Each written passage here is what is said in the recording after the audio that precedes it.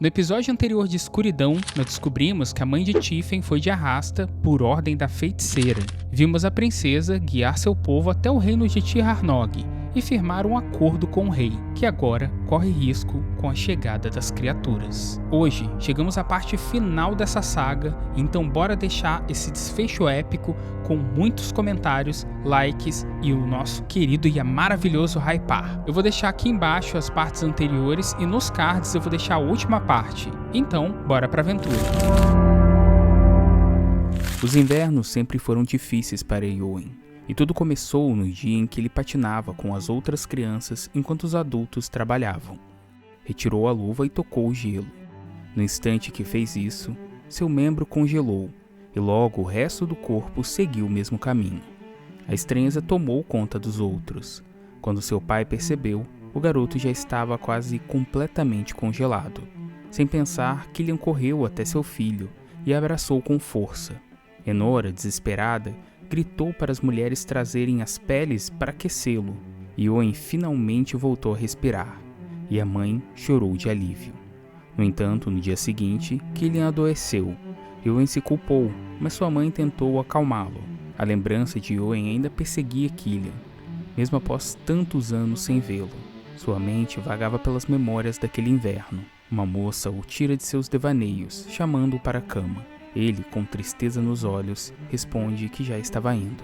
A vila onde seu povo se refugiara ainda não parecia seu lar. Enquanto isso, uma zagaia cortou o ar e se cravou no peito da feiticeira, lançada pelas mãos de Eowyn. Ela cai sobre os ovos das criaturas, mas isso não passava de um pesadelo. A sacerdotisa acorda abruptamente, suando e arfando. Ela se levanta da cama e vai até o local onde guardou a bola de cristal roubada. Naquela mesma noite, uma das cidadelas que pertenciam ao rei Tir Arnog foi destruída. Um único cãozinho vagava pelas ruas, onde o povo fora incinerado. Nenhuma mãe e seu filho foram poupados. Os dragões, cada vez mais numerosos, partiram para o seu próximo destino. Já na fortaleza de Tir Arnog, os treinadores foram intensificados, mesmo sem saberem da destruição recente. O rei pede a opinião de Arzamas sobre os seus novos recrutas, e o antigo chefe do exército de Kirgrad responde que ainda há espaço para melhorias, sugerindo o uso de equipamentos mais eficientes, como a balista. Tir Arnog demonstra interesse pelo maquinário, mas reforça que se avistar uma única criatura sobrevoando suas terras, todos serão expulsos dali sem aviso. Na arena de treino, a princesa luta com Eowyn. Ele elogia sua agilidade, mas a derruba com facilidade, mostrando que ela ainda precisa melhorar. Tiffain, então, se aproveita de seus atributos femininos para distraí-lo, e com um movimento rápido, o prende no chão com as pernas. Eowyn se rende, resmungando que aquilo não foi justo. A princesa sorri e responde que todo recurso deve ser usado. Mais tarde, Arzamas e a princesa Iolena caminham pelos jardins da fortaleza. Ele comenta que o pai dela ainda não confia neles.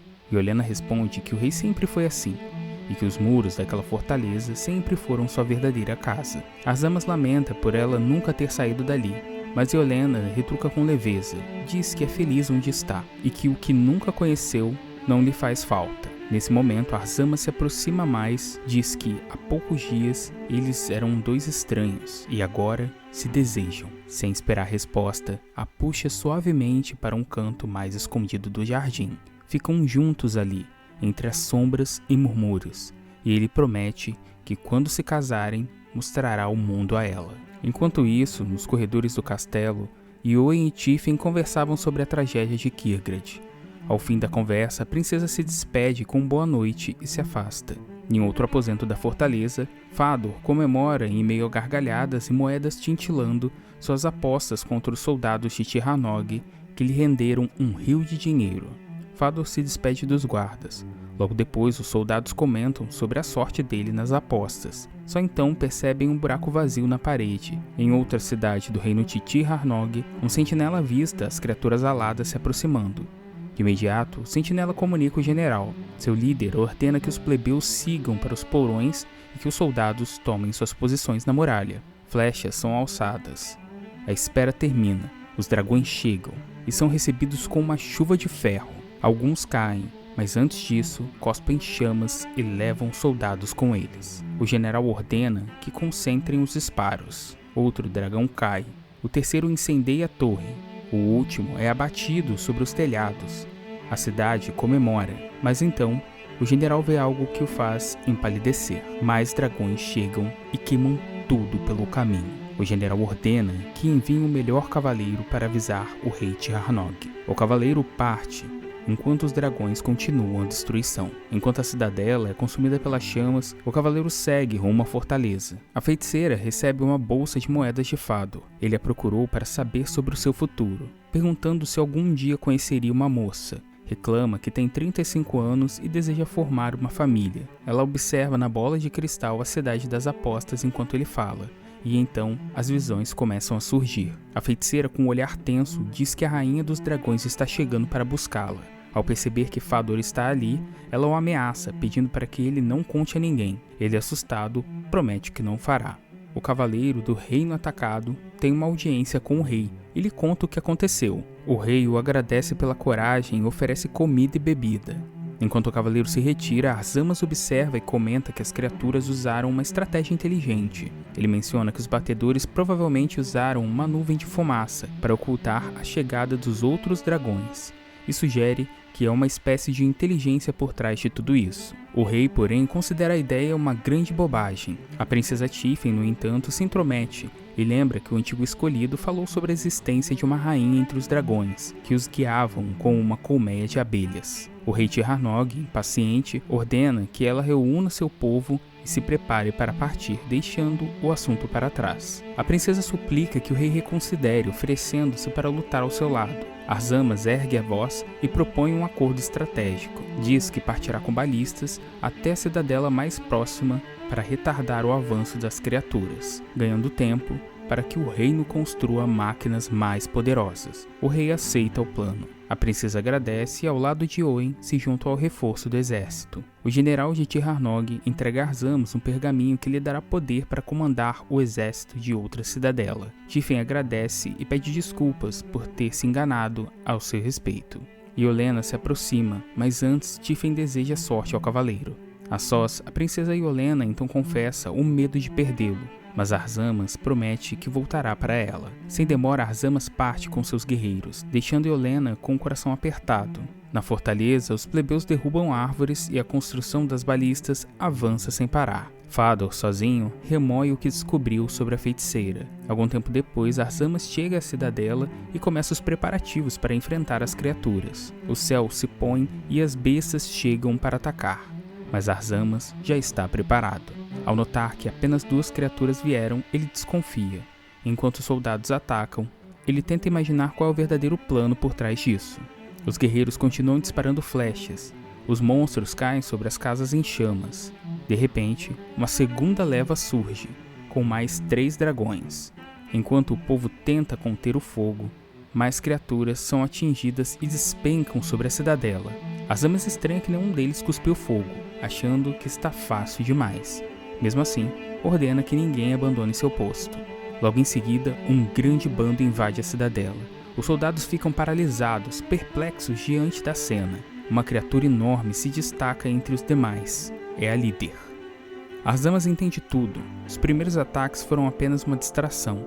O verdadeiro bando deu a volta pelas montanhas. Sem perder tempo, ele ordena a retirada, mas nem todos conseguem escapar. Os que ficam para trás são engolidos pelo fogo. Iolena reza a sua deusa, pedindo que Arzamas sobreviva. Tiffen se aproxima e a ampara.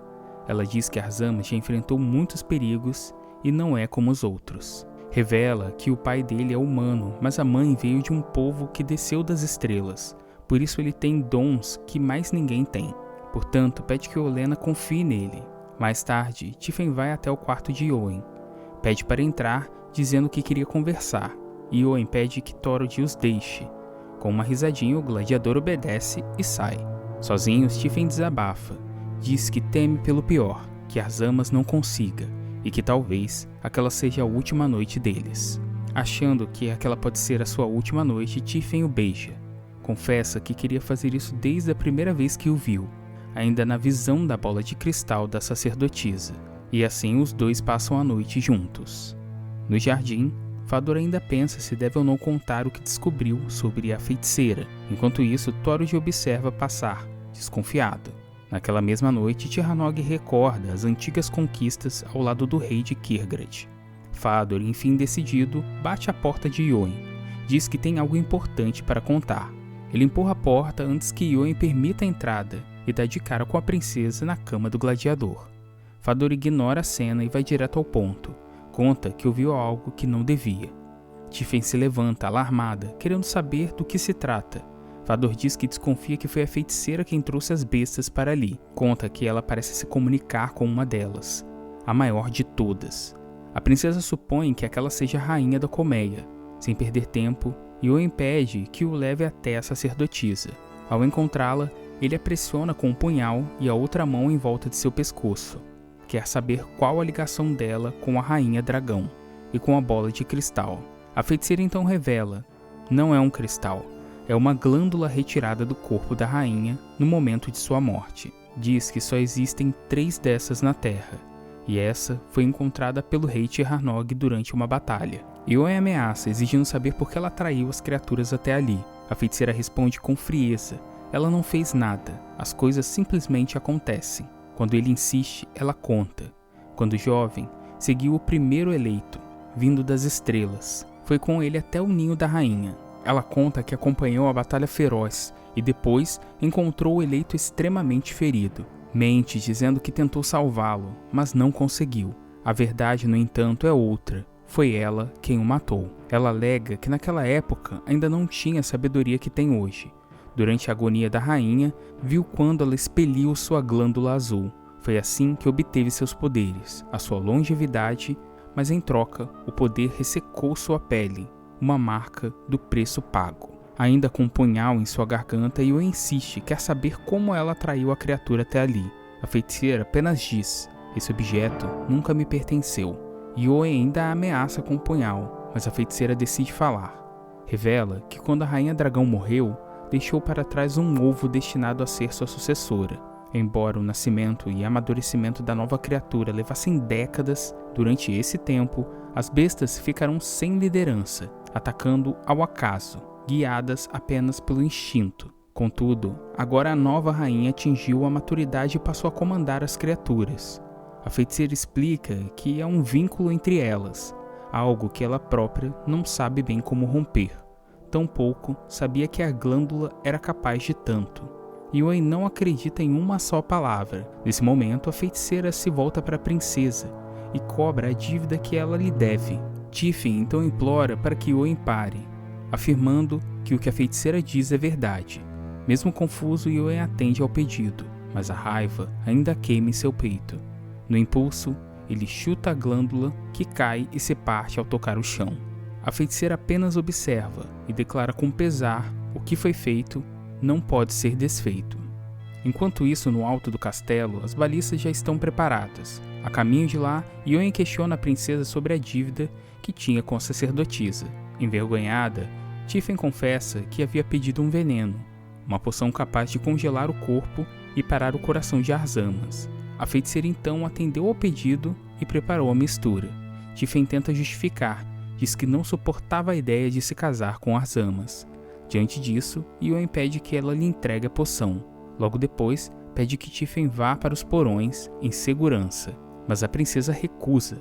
Ergue o queixo com firmeza e responde que é filha do rei e que vai lutar. Já passava do meio-dia e Tiranodd acreditava que Arzamas havia vencido, mas seus soldados pensavam o contrário. Temiam que as bestas surgissem a qualquer momento. Thoros se fazia a mesma pergunta. Ióin, por sua vez, achava que Arzamas não tinha conseguido vencer, mas reconhecia que ele lutara com bravura e não havia recuado. Logo em seguida, o gladiador desce para inspecionar as balistas, e entre os soldados avista a princesa. Enquanto isso, o povo se amontoa nos porões do castelo, tomado pelo medo.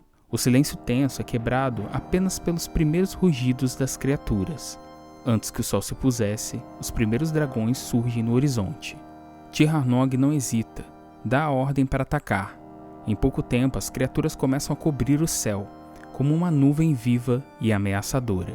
A chegada repentina alarma todos. Ióin observa tenso e logo percebe algo inquietante.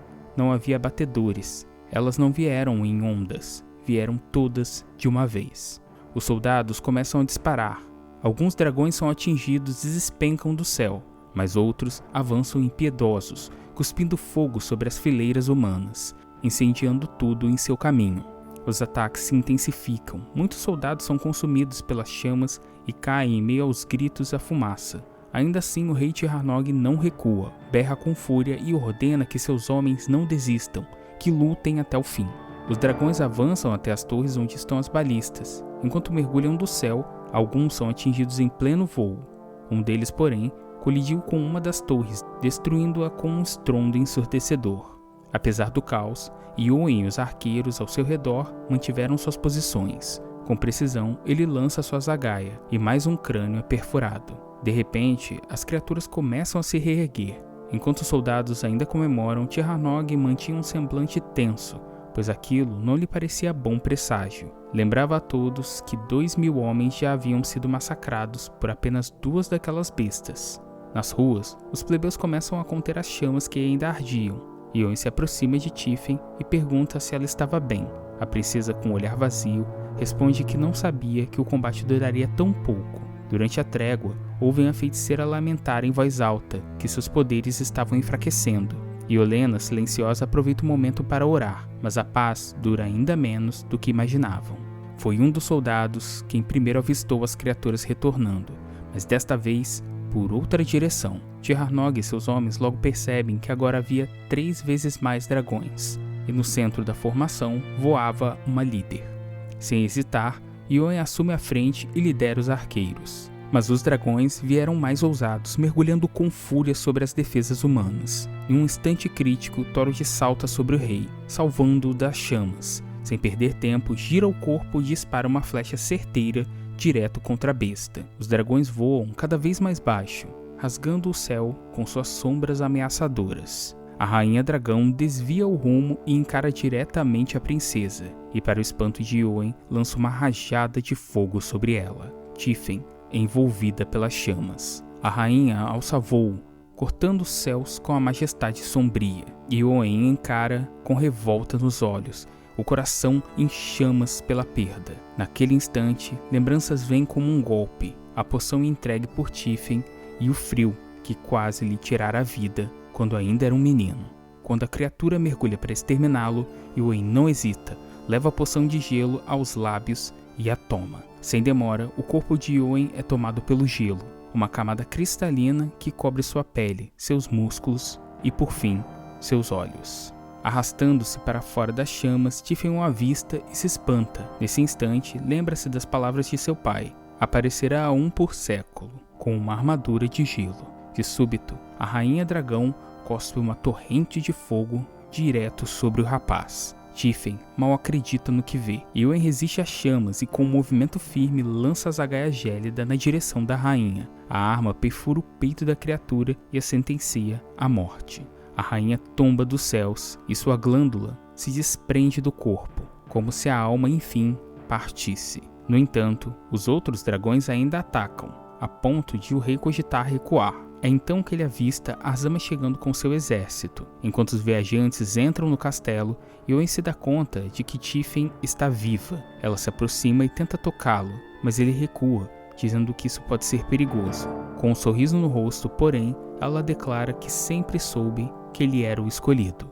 Ao ver que Tífen mal consegue se manter de pé, Eowyn ordena a um soldado que a leve para o subterrâneo, à procura de Fëanor. O soldado obedece, mas ao olhar para trás, repara: Eowyn é fogo e gelo ao mesmo tempo. Azama surge no terraço e anuncia que a cidadela que deveria proteger foi arrasada.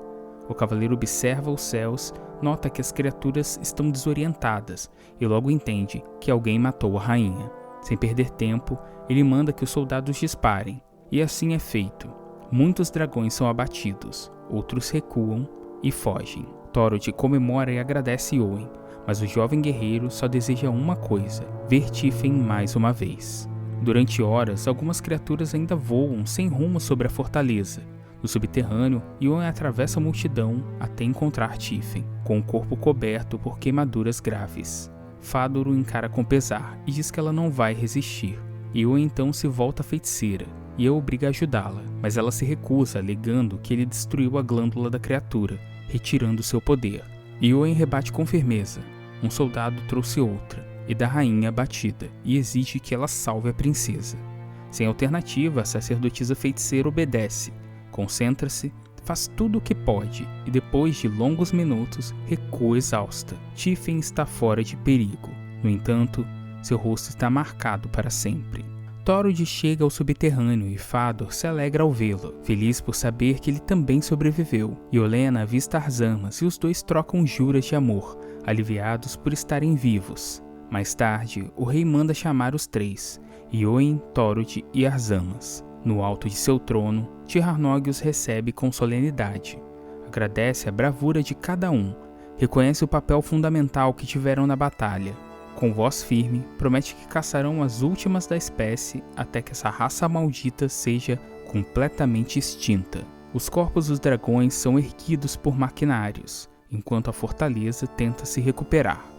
No quarto, Tiffen está se recuperando e, com voz baixa, confidencia a Eowyn que tudo o que aconteceu foi culpa da sacerdotisa. Por isso, não sente nenhuma gratidão por ela, apesar de ter sido a responsável por salvá-la. Eowyn informa que a feiticeira fugiu sem deixar rastros. Então, Tiffen, com uma expressão séria, revela que assim que melhorar, levará seu povo de volta a seu reino. Enterrarão os mortos e começarão novamente. Porém, ao lembrar de seu rosto marcado, um peso a invade. Ela se entristece, temendo que, com sua aparência, ninguém a amará. Eowyn deixa Tiffen descansando e, ao sair, encontra Thorod. Ele diz que seguirá até Kirgred, com Arzamas ao seu lado. No entanto, Thorod declara que ficará na fortaleza de Tir Arnógi, como novo general das tropas responsáveis por caçar as criaturas. Thorod explica que foi nomeado para comandar as tropas e sente um peso no peito ao dizer que sentirá saudades de Eowyn.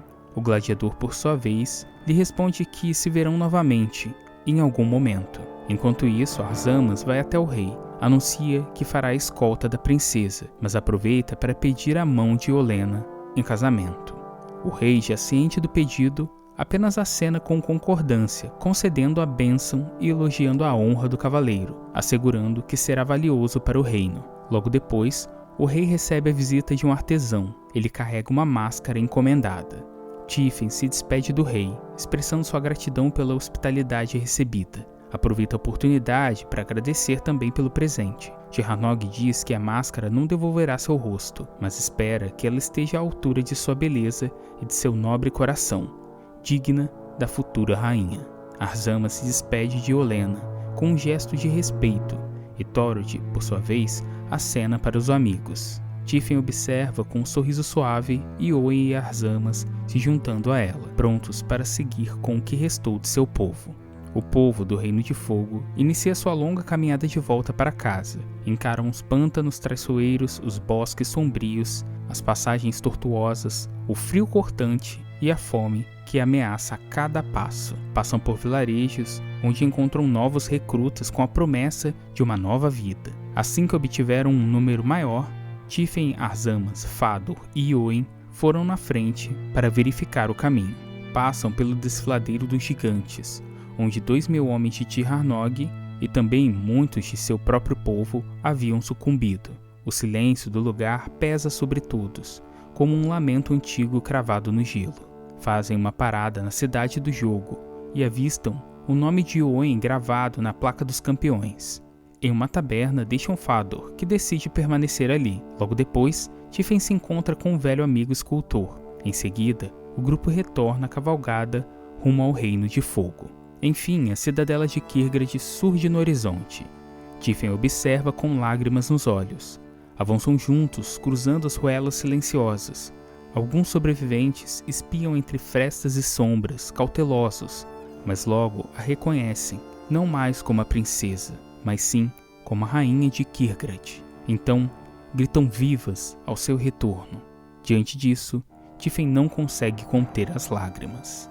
Mais tarde, eles descem até a cripta para que Tiffen pudesse ver seu pai. Ela se mostra contente por ter sido aceita pelo povo, e mais ainda ao perceber que a esperança deles renascia com a promessa do fim das criaturas. O corpo do rei é levado até a tumba.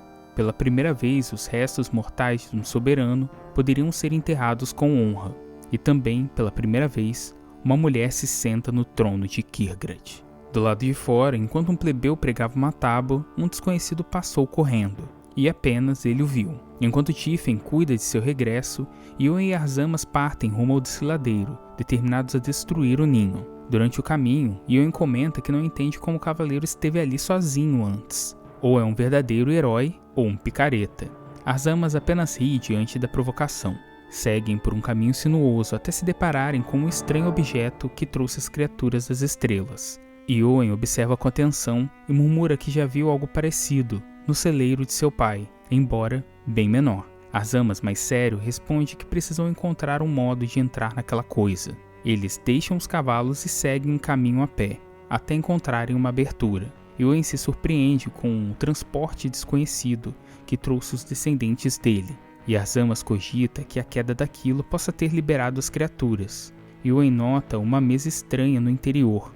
Enquanto Arzamas se aproxima para verificar, o cavaleiro toca em um botão e uma gravação se projeta diante deles. Dois homens discutem com urgência, dizendo que precisam fugir dos inimigos. Eles acompanham a saída daquele povo, e Iorek percebe que é verdade. Eles são seus antepassados.